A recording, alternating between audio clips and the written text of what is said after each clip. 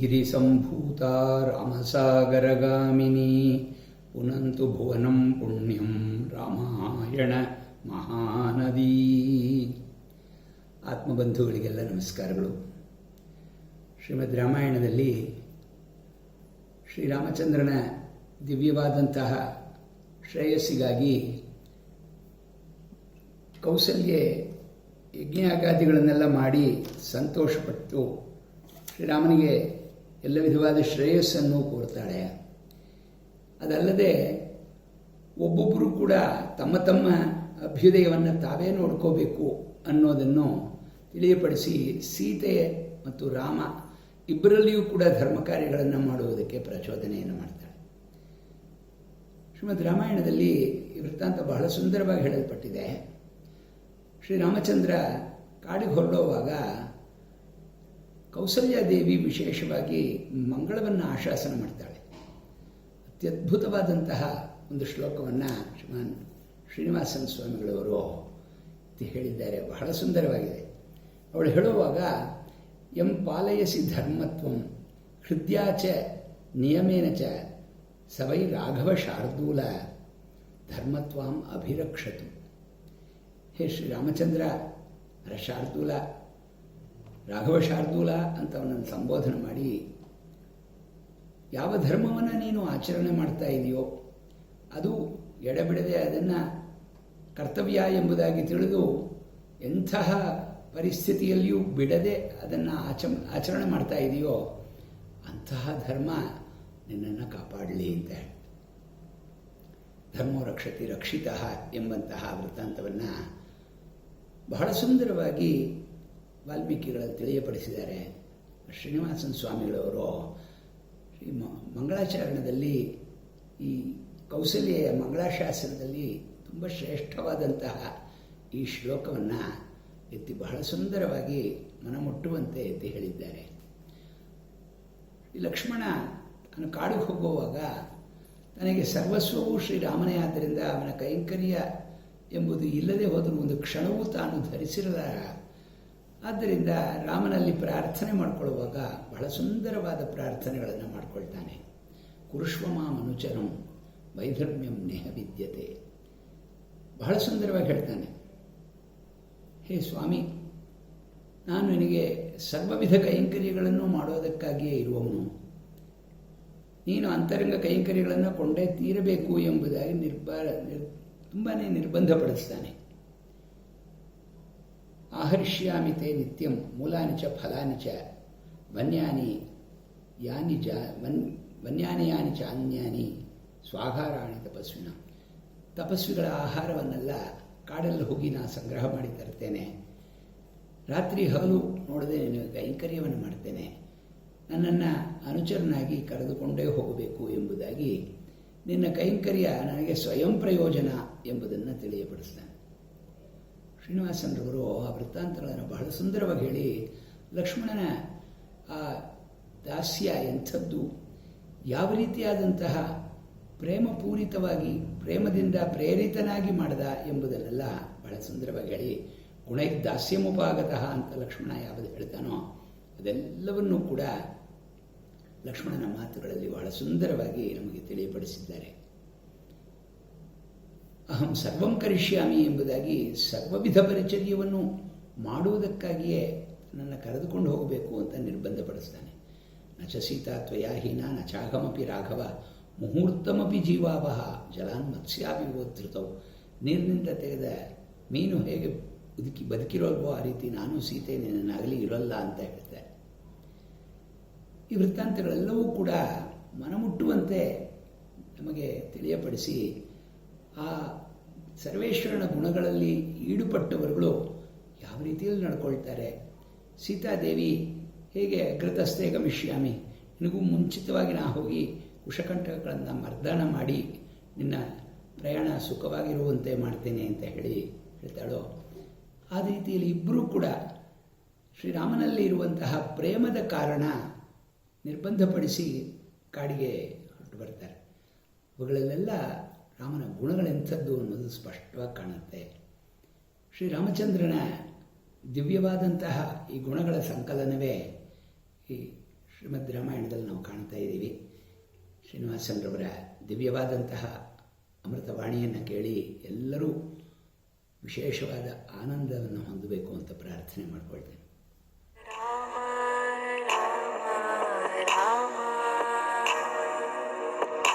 ನಿರತಂ ತಪಸ್ವಿ ವಾಗ್ವಿದಾಂಬರಂ ನಾರದಂ ಪರಿಪಪ್ರಚ್ಛ ವಾಲ್ಮೀಕಿರ್ಮುನಿ ಪುಂಗವಂ. ಇವಾಗ ರಾಜ ದಶರಥ ಮಹಾರಾಜ ರಾಮನಿಗೆ ಕೆಲವು ಒಳ್ಳೆ ವಸ್ತುಗಳನ್ನೆಲ್ಲ ತಗೊಂಡು ಹೋಗು ಅಂತ ಹೇಳ್ತಾನೆ. ಅದಕ್ಕೆ ಕೈ ತಕರಾರು ಮಾಡ್ತಾಳೆ. ಅವಾಗ ರಾಮ ಹೇಳ್ತಾನೆ, ರಾಜ್ಯನೇ ಬಿಟ್ಟು ಕೊಡ್ತಾ ಇದ್ದೀನಪ್ಪ, ನನಗೆ ಇವೆಲ್ಲ ಆಗಬೇಕಾದ ಏನಿದೆ, ಕಾಡಿನಲ್ಲಿರೋಕ್ಕೆ ಯೋಗ್ಯವಾದಂಥ ಕೊಟ್ಟರೆ ಸಾಕು ನನಗೆ. ಈ ಗೂದಲಿ, ಮಕ್ರಿ, ನಾರು ಬಟ್ಟೆ ಇಂಥದ್ದು ಕೊಟ್ಟರೆ ನನಗೆ ಸಾಕಾಗುತ್ತೆ. ಆನೆನ ಕೊಟ್ಬಿಟ್ಟು ಅವನು ಅದರ ಹಗ್ಗಕ್ಕೆ ಆಸೆ ಪಟ್ಟಂಗೆ ಆಗುತ್ತೆ. ನಾನು ಇವಾಗ ಏನಾದರೂ ರಾಜ್ಯಕ್ಕೆ ಸಂಬಂಧಿಸಿ ತಗೊಂಡ್ರೆ ಅಂತ. ಸರಿ, ಅದರಿಂದ ಕೈ ಏನು ಮಾಡಿದ್ಲು, ತಾನೇ ಚೀರ ವಸ್ತ್ರಗಳನ್ನು ತಗೊಂಬಂದು ಕೊಟ್ಲು ಅವಳು. ಉವಾಚ ಪರಿಧತ್ಸ್ವೇತಿ ಜನೋಗೆ ನಿರಪತ್ರಪ. ನಾಚಿಕೆ ಇಲ್ಲದವಳು, ನಿರಪತ್ರಪ, ನಾಚಿಕೆ ಕೆಟ್ಟ ಕೈಕೇಯಿ ಅಷ್ಟು ಜನಗಳ ಮಧ್ಯೆ ನಾರು ಬಟ್ಟೆ ತಂದು ರಾಮನಿಗೆ ಕೊಟ್ಟಲು. ನಾರು ಬಟ್ಟೆಗಳನ್ನು ತಂದು ಲಕ್ಷ್ಮಣನಿಗೆ, ಸೀತಾದೇವಿಗೂ ಕೊಟ್ಟಲು. ಅವ್ರು 3 ಜನಕ್ಕೂ. ಅವರಿಗೆ ನೋಡ್ತಾ ಇದ್ದಂಗೆ ತನ್ನ ರೇಷ್ಮೆ ವಸ್ತ್ರಗಳನ್ನು, ಸುಂದರವಾದ ಸೂಕ್ಷ್ಮ ತೆಳುವಾಗಿರೋ ರೇಷ್ಮೆ ವಸ್ತ್ರಗಳನ್ನು ಕಳಚಿಟ್ಟು ರಾಮ ನಾರದ ಮಡಿಗಳನ್ನು ಧರಿಸ್ಕೊಂಡ. ಲಕ್ಷ್ಮಣನ ಅದೇ ರೀತಿ ನಾರು ಬಡಿಗಳನ್ನು ಧರಿಸ್ಕೊಂಡ. ಇದನ್ನು ವಾಲ್ಮೀಕಿಗಳು ಹೇಳ್ತಾರೆ, ತಾಪಸ ಆಚ್ಛಾದನೆ ಚೈವ ಜಗ್ರಾಹ ಪಿತುರಗ್ರತಃ. ದಶರಥ ನೋಡ್ತಾ ಇದ್ದಂಗೆ ಅವರಿಬ್ಬರು ನಾರು ಮಡಿ ಉಟ್ಕೊಂಡ್ರು. ಅವನಿಗೆ ಎಷ್ಟು ಸಂಕಟ ಆಗಿರ್ಬೇಕು ಅದನ್ನು ನೋಡಿ. ಅಷ್ಟಕ್ಕೆ ಕೈ ನಿಲ್ಲಿಸ್ಕೊಳ್ಳಿಲ್ಲ. ಅದ ಸೀತಾದೇವಿಗೂ ಅದನ್ನೇ ತಂದು ಕೊಟ್ಲು ಅವಳು, ನಾರು ಬಟ್ಟೆಗಳನ್ನು. ಅವಳ ಜನ್ಮದಲ್ಲಿ ಸೀತಾದೇವಿ ಅವುಗಳನ್ನು ನೋಡಿಲ್ಲ. ರಾಮ ಲಕ್ಷ್ಮಣರಾದರೆ ಉಟ್ಟುಕೊಳ್ದೇ ಇದ್ರೂ ವಿಶ್ವಾಮಿತ್ರರ ಜೊತೆಯಲ್ಲಿ ಸ್ವಲ್ಪ ಕಾಲ ವನವಾಸ ಎಲ್ಲ ನೋಡಿರೋದ್ರಿಂದ, ಕಾಡಲ್ಲಿ ಜೀವ ಮಾಡೋದ್ರಿಂದ ಅವ್ರಿಗೊಂದು ತಕ್ಕ ಮಟ್ಟಿನ ಪರಿಚಯ ಇದೆ ಆ ವಸ್ತುಗಳದ್ದು. ಅದು ಮುಟ್ಕೊಳ್ಳೋ ರೀತಿಯೂ ಅವ್ರಿಗೆ ಗೊತ್ತಿದೆ. ಆದರೆ ಸೀತಾದೇವಿಗೆ ಅವಳು ಕಂಡು ಕೂಡ ಇಲ್ಲ ಅದನ್ನು. ಅಥಾತ್ಮ ಪರಿಧಾನಾರ್ಥಂ ಸೀತಾ ಕೌಶೇಯವಾಸಿನಿ ಸಮೀಕ್ಷ ಚೀರಂ ವಿತ್ರಸ್ತ ಪೃಷತಿ ವಾಗುರಾಮಿವ. ಪೃಷತಿ ಅಂತಂದರೆ ಎಳೆಯ ವಯಸ್ಸಲ್ಲಿ ಹೆಣ್ಣು ಜಿಂಕೆ ಅಂತ. ಅದು ಬಲೆ ನೋಡಿ ಹೆದರದ್ಲು ಅವಳು. ಇದು ವಾಲ್ಮೀಕಿಗಳ ಉಪಮೆಗಳು ಕಾಳಿದಾಸನ ಉಪಮೆಗಳಿಗೆ ಮಾತೃಸ್ಥಾನದಲ್ಲಿದೆ ಅಂತ ಅನೇಕ ವಿಮರ್ಶಕರು ಹೇಳ್ತಾರೆ. ತತ್ರಾಪಿ ಮಾಸ್ತಿ ವೆಂಕಟೇಶ ಅಯ್ಯಂಗಾರ್ ಅದನ್ನು ಹೇಳಿದ್ದಾರೆ. ಉಪಮಾ ಕಾಳಿದಾಸಸ್ಯ ಅಂತ ಪ್ರಸಿದ್ಧವಾದ ವಾಕ್ಯ. ಉಪಮೇನ ಅಲಂಕಾರಗಳ ರಾಣಿ ಅಂತ ಕಾವ್ಯ ವಿಮರ್ಶಕರು ಹೇಳ್ತಾರೆ, ಕಾವ್ಯ ಮೀಮಾಂಸಕರು. ಅಂಥ ಸುಂದರವಾದ ಉಪಮೆಗಳನ್ನು ಕಾವ್ಯ ಪ್ರಪಂಚಕ್ಕೆ ಮೊದಲು ಕೊಟ್ಟ ಮಹರ್ಷಿಗಳು, ಮಹಾತ್ಮರು, ಕವಿ ವಾಲ್ಮೀಕಿಗಳು. ಈಗ ಸಮೀಕ್ಷ ಚೀರಂ ಸಂತ್ರಸ್ತ ವಿತ್ರಸ್ತ 2 ಪಾಠನೂ ಇದೆ. ಪೃಷತಿ ವಾಗುರಾಮಿವ, ಬಲೆ ನೋಡಿ ಬೆಚ್ಚಿ ಬೀಳ್ದಂಗೆ ಜಿಂಕೆ. ಸೀತಾದೇವಿ ಅದು ನೋಡಿ ಗಾಬರಿ ಕೊಟ್ಲು. ಗಾಬರಿ ಆಯ್ತು, ಏನು ಹಿಂಗಿದೆಯಲ್ಲ, ಇದು ಬಟ್ಟೆನಾ, ಇದನ್ನು ಹೆಂಗೆ ಉಟ್ಕೊಳ್ಳೋದು ಅಂತ. ಇಲ್ಲಿ ಜಿಂಕೆಗಳಿಗೆ ಸಹಜವಾಗಿ ಕಣ್ಣು ದೊಡ್ಡದಾಗಿರುತ್ತೆ. ಗಾಬರಿ ಆದಾಗ ಕಣ್ಣಿನ ದೊಡ್ಡದಾಗಿ ಇನ್ನೂ ದೊಡ್ಡದಾಗಿರುತ್ತೆ. ಸೀತಾದೇವಿಗೂ ಅದೇ ಥರ ಆಯಿತು. ಅವಳದು ವಿಶಾಲವಾದ ಕಣ್ಣುಗಳು. ಅದನ್ನು ನೋಡಿ ಗಾಬರಿಗೆ ಮತ್ತಷ್ಟು ವಿಶಾಲವಾಯಿತು. ಪೃಷತಿ ವಾಗುರಾಮಿವ. ಇದರಲ್ಲಿ ಒಂದು ಸೂಕ್ಷ್ಮ ನವಿರು ಅಡಗಿದೆ. ಸಜೆಷನ್ ಅಂತಾರೆ ಅದನ್ನು. ನವಿರು ಏನು, ವನವಾಸ ಅವಳ ಭಾಗಕ್ಕೆ ಒಂದು ಜಿಂಕೆಯ ರೂಪದಲ್ಲಿ ಬಲೆಯೂ ಆಯಿತು ಅಂತ. ಮಾರೀಚ ಜಿಂಕೆಯ ರೂಪದಲ್ಲಿ ಬಂದು ಅವಳನ್ನ ವನವಾಸದ ಬಲೆ ಕೆಡವದ, ರಾವಣ ಅಪಹರಿಸ್ಕೊಂಡು ಹೋಗೋಕ್ಕೆ ಅನುವು ಮಾಡಿಕೊಟ್ಟ. ಈ ಥರ ಉಪಮೆಗಳನ್ನು ತುಂಬ ಅಪರೂಪ ನಾವು ನೋಡೋದು ಕಾವ್ಯ ಪ್ರಪಂಚದಲ್ಲಿ. ವಾಲ್ಮೀಕಿಗಳು ಮೊದಲು ಕವಿಯವರು ಅವರಿಂಥ ಸುಂದರವಾದ ಉಪಮೆಗಳನ್ನು ಕೊಟ್ಟಿದ್ದಾರೆ. ಸಮೀಕ್ಷ ಚೀರಂ ಸಂತ್ರಸ್ತ ಪೃಷತಿ ವಾಗುರಾಮಿವ. ಹೆಂಗೆ ಕೈಕೇಯಿಯ ಕುಶಚೀರೆ ತೇ ಜಾನಕಿ ಶುಭಲಕ್ಷಣ ಅಶ್ರು ಸಂಪೂರ್ಣ ನೇತ್ರ, ಕಣ್ಣಲ್ಲಿ ನೀರು ತುಂಬಿಕೊಳ್ತಾ ಇದೆ ಅವಳಿಗೆ. ಧರ್ಮಜ್ಞ ಧರ್ಮದರ್ಶಿನಿ. ಯಾರನ್ನು ಕೇಳ್ತಾ ಇದ್ದಾಳೆ ಅವಳು ಅಂದರೆ ಗಂಧರ್ವರಾಜ ಪ್ರತಿಮಂ ಭರ್ತಾರಂ ಇದಮಬ್ಬರದಿ. ಸಾಧಾರಣವಾದ ಋಷಿಗಳನ್ನು ಕೇಳಬೇಕಾದ ಮಾತನ್ನು ಗಂಧರ್ವರಾಜನಂತ ಇರೋ ಗಂಡನ್ನು ಕೇಳ್ತಾ ಇದ್ದಾಳೆ. ಕಥನ್ನು ಚೀರಂ ಬದನಂತಿ ಮುನೆಯೋ ವನವಾಸಿನಃ. ಇದನ್ನು ಹೆಂಗೆ ಉಟ್ಕೊಳ್ತಾರೆ ಅವಳು ಅಂತ ಕೇಳ್ತಾರೆ. ವನವಾಸಿಗಳು ಋಷಿ ಪತ್ನಿಯರು ಈ ನಾರು ಬಟ್ಟೆ ಹೆಂಗೆ ಉಟ್ಕೊಳ್ತಾರೆ ಅಂತ. ಅದು ಜಾಳ ದೊಡ್ಡದಾಗಿರುತ್ತೆ, ಒರಟಾಗಿರುತ್ತೆ, ಮೊಣಕಾಲಿಂದ ಸ್ವಲ್ಪ ಕೆಳಗೆ ಬರೋ ಹಂಗಿರುತ್ತೆ ಅದು. ಮತ್ತು ಕಂಠೇ ಕೃತ್ವಾಚ ಸಾಚೀರಂ ಏಕಂ ಆದಾಯ ಪಾಣಿನ. ಒಂದು ಕೈಯಲ್ಲಿ 2 ಚೀರ ಕೊಟ್ಲವಳು, 2 ಬಟ್ಟೆ ಕೈ ಒಂದನ್ನು ಕುತ್ತಿಗೆ ಮೇಲೆ ಹಾಕ್ಕೊಂಡ್ಲವಳು, ಇನ್ನೊಂದು ಕೈಯಲ್ಲಿ ಇಟ್ಕೊಂಡಿದ್ದಾಳೆ. ಇದು ಹೆಂಗೆ ಅಂತ ತಕ್ಷಣ ರಾಮ ಅದನ್ನು ನೋಡ್ದ. ಈ ಸಂಕಟನ ನೋಡೋಕ್ಕಾಗದೆ ತಸ್ಯಾಹ ತತ್ಕ್ಷಿಪ್ರಮಾದಾಯ ರಾಮೋ ಧರ್ಮವಿದಾಂಬರ ಚೀರಂ ಬಬಂಧ ಸೀತಾಯಾ ಕೌಶೇಯಸ್ಯ ಉಪರಿ ಸ್ವಯಂ. ಅವಳು ಉಟ್ಕೊಂಡಿದ್ದ ರೇಷ್ಮೆ ಸೀರೆಗಳ ಮೇಲೆ ಈ ಚೀರವನ್ನು, ಈ ನಾರುಮಡಿನ ಅವನೇ ಕಟ್ಟುತ್ತಾ ಭದ್ರವಾಗಿ. ರಾಮಂ ಪ್ರೇಕ್ಷತ ಸೀತಾಯಾ ಬಧನಂತಂ ಚೀರಮುತ್ತಮಂ ಅಂತಃಪುರಗತಾ ನಾರ್ಯೋ ಮುಮುಚು ವಾರಿ ನೇತ್ರಜಂ. ಸೀತೆಗಿಂತ ಕಷ್ಟ ಬಂತಲ್ಲ ಅಂತ ಅಲ್ಲಿರೋ ಅಂತಃಪುರ ಸ್ತ್ರೀಯರೆಲ್ಲ ಕಣ್ಣಲ್ಲಿ ನೀರು ಹಾಕ್ಕೊಂಡ್ರಂತೆ. ಇದು ಎಷ್ಟು ಸಾಧಾರಣವಾಗಿ ಇರುತ್ತೆ ಈ ವಿಷಯ ಮಿಕ್ಕ ಕವಿಗಳ ಕೈಯಲ್ಲಿ. ವಾಲ್ಮೀಕಿ ಅದನ್ನು ನಿಂತ್ಕೊಂಡು ಈ ಶೋಕರಸನ ಬರೆಸಿದ್ದಾರೆ. ರಾಮಂ ಪ್ರೇಕ್ಷತ ಸೀತಾಯ ಬಧನಂತಂ ಚೀರಮುತ್ತಮಂ ಅಂತಃಪುರಗತಾ ನಾರ್ಯ ಮುಮುಚು ವಾರಿ ನೇತ್ರಜಂ. ವತ್ಸನೈವಂ ನಿಯುಕ್ತೇಯಂ ವನವಾಸೆ ಮನಸ್ವಿನಿ. ಖಂಡಿತ ಇವಳು ಇದನ್ನೆಲ್ಲ ಉಡಿಸ್ಬೇಡಪ್ಪ, ನೀನು ವನವಾಸಕ್ಕೆ ಕರ್ಕೊಂಡು ಹೋಗಬೇಡ ಇವಳನ್ನ ಅಂತ ಕೇಳ್ಕೊಂಡ್ರೆ ಎಲ್ಲರೂ. ಅದನ್ನು ನೋಡ್ತಾ ಇದ್ದಂಗೆ ಅತ್ಯಂತ ಶಾಂತಮೂರ್ತಿಗಳಾದ ತಪೋನಿಧಿ ವಸಿಷ್ಠರಿಗೆ ವಿಪರೀತ ಕೋಪ ಬರುತ್ತೆ. ಕೈಕೇಯಿನ ಚೆನ್ನಾಗಿ ಬಾಯಿಗೆ ಬಂದಂಗೆ ಬೈತಾರೆ ಅವರು ಅತಿಪ್ರವೃತ್ತೆ ದುರ್ಮೇಧೆ ಕೈಕೇಯಿ ಕುಲಪಾಂಸನಿ ವಂಚಯಿತ್ವಾಚ ರಾಜಾನಂ ನ ಪ್ರಮಾಣೆ ಅವತಿಷ್ಠಸೆ. ನೀವು ಮೈಮೇಲೆ ಪ್ರಜ್ಞೆ ಇದೆಯಾ? ಏನಾದರೂ ಯಾವುದನ್ನು ಮಾಡಬೇಕು ಯಾವುದನ್ನು ಮಾಡಬಾರ್ದು ಅನ್ನೋ ಜ್ಞಾನವಾದರೂ ಇದೆಯಾ ನಿನಗೆ? ರಾಜನ ಮೋಸ ಮಾಡಿ ಈ ಥರ ನಿರ್ದುಷ್ಟ ರೀತಿ ನಡ್ಕೊಳ್ತಾ ಇದೆಯಲ್ಲ ನೀನಂತ ನೀಚಳಾದವ್ರು ಯಾರನ್ನ ಇರ್ತಾರ ಅಂತ ಕೇಳ್ತಾರೆ. ನೀನು ಭರತನಿಗೋಸ್ಕರ ಇದೆಲ್ಲ ಮಾಡ್ತಾ ಇದೆಯಾ ಅಲ್ವಾ? ನೀನು ಭರತನ ಸ್ವಭಾವ ಏನಾದರೂ ಗೊತ್ತಿದೆಯಾ ಅವನು ಎಂಥವನು ಅಂತ? ಯದ್ಯಪಿ ತ್ವಂ ಕ್ಷಿತಿಕಲಾದ ಗಗನಂ ಚ ಉತ್ಪತಿಷ್ಯಸಿ. ನೀ ಭೂಮಿಯಿಂದ ಆಕಾಶಕ್ಕೆ ಹಾರಾಡಿದ್ರೂ ಕೂಡ ಪಿತೃವಂಶ ಚರಿತ್ರಜ್ಞ ಸೋ ಅನ್ಯಥಾ ನ ಕರಿಷ್ಯತಿ. ನೀನು ಮಾತನಾಡಿಸಲ್ಲ ಅವನು. ಯಾಕೆಂದರೆ ಅವನು ದಶರಥನ ವಂಶದಲ್ಲಿ ಹುಟ್ಟಿದವನು, ರಘುವಂಶಕ್ಕೆ ಸೇರಿದವನು. ನಿಮ್ಮ ತಾಯಿ ವಂಶದವನಲ್ಲ ಅವನು.